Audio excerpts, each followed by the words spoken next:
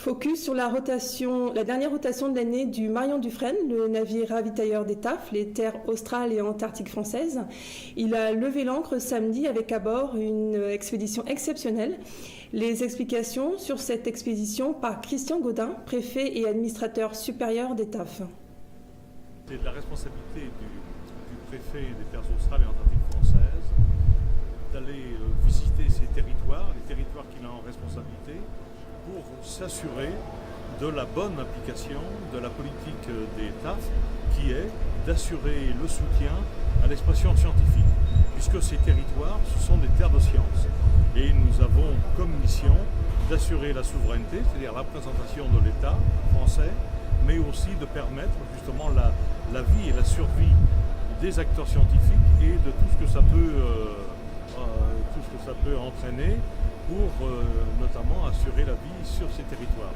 Donc je passe de façon régulière dans ces districts, mais pour cette rotation qui va partir demain de la Réunion, il y a quelque chose de très particulier, puisque nous avons à bord deux artistes qui sont lauréats d'un concours qui a été lancé en lien avec le ministère de la Culture.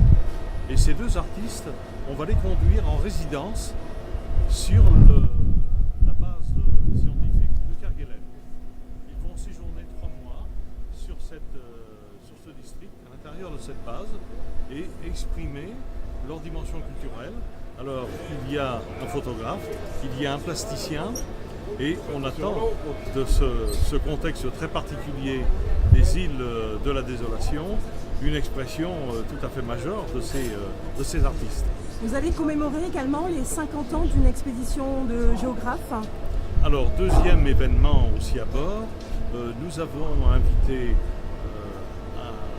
un participant de la première expédition scientifique qui était à l'hiver 61-62, il y a quelques années, il y a tout juste 50 ans.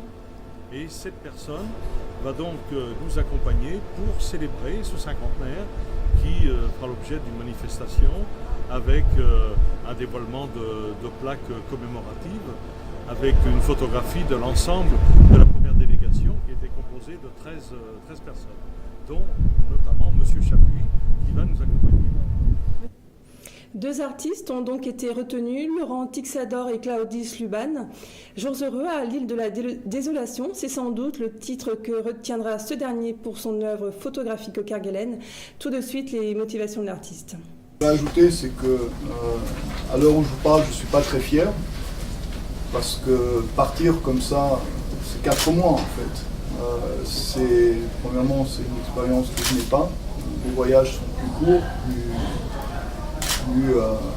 peut-être plus intense au niveau de la durée, parce que plus court, mais aussi je ne sais pas vraiment comment répartir mon énergie sur 4 mois, donc en ce sens-là déjà c'est une première, mais aussi le fait de savoir que c'est un projet qui fait appel plus qu'au rêve, moi je dirais presque au fantasme, parce qu'il y a la partie physique qui est le voyage lui-même, mais avant il y a aussi toute la partie, je dirais, imaginaire et même sémantique, avec les DACOI, les IPEV, les TAF, les disquaires. Il y a tout un langage qui déjà vous montre bien que vous êtes sur une autre planète.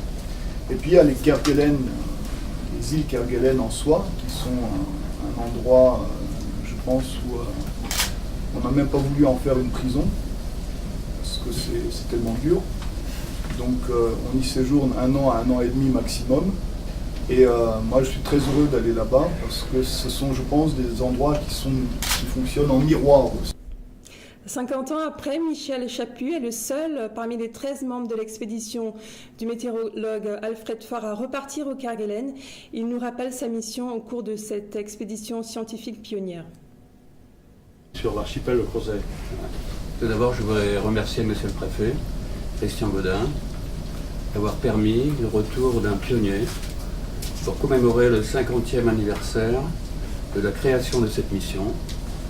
Et c'est avec beaucoup d'émotion et beaucoup de respect. Témoignages, je l'ai tous les jours par mes sites internet d'anciens polaires qui m'encouragent et rendre hommage à monsieur le préfet. Alors je vous entraîne sur un terrain tout à fait différent, moi c'est l'aventure. Je commencerai par... je ne parlerai que de ma mission, pas la mission en général, et ce que j'ai fait. Le bateau s'appelait à l'époque le bateau ravitailleur des terres australes, qui ravitaillait donc Kerguelen et Nouvelle-Amsterdam, s'appelait le Gallieni. C'était un cargo qui était aménagé spécialement à l'occasion pour faire les rotations. Parti de Madagascar, du port de Tamatave, le 13 décembre 1961, il arrive devant l'île de la Possession le 20 décembre. Ces dates sont très importantes et quelquefois contestées. Le 21 décembre, après reconnaissance de terrain, le débarquement commença. Les portières sont chargées, plus de 30 tonnes sont déchargées sur la plage de la crique du Marin le premier jour du débarquement.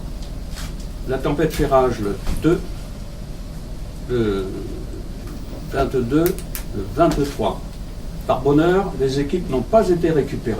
Le bateau est parti se mettre à l'abri et des équipes sont restées sur le terrain, ont pu travailler le 22 et 23 pour établir les plateformes et commencer le montage des baraques.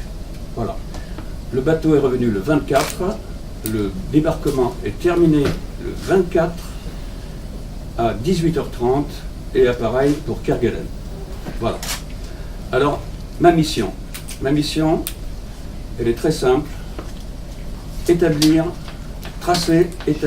la carte de l'île de la Possession. Cette île existait déjà, c'était des petits rajouts, puis en fonction de quelques missions, quelques aventuriers, on avait fait des petits rajouts et on s'était aperçu qu'on avait des fois des erreurs de 500 mètres sur des petites distances. Donc il a fallu absolument refaire cette carte, ainsi qu'une carte à grande échelle, pour les futures installations. Et pour clore cette page sur le Marion Dufresne, précisons que le retour des artistes à La Réunion est prévu autour du 19 avril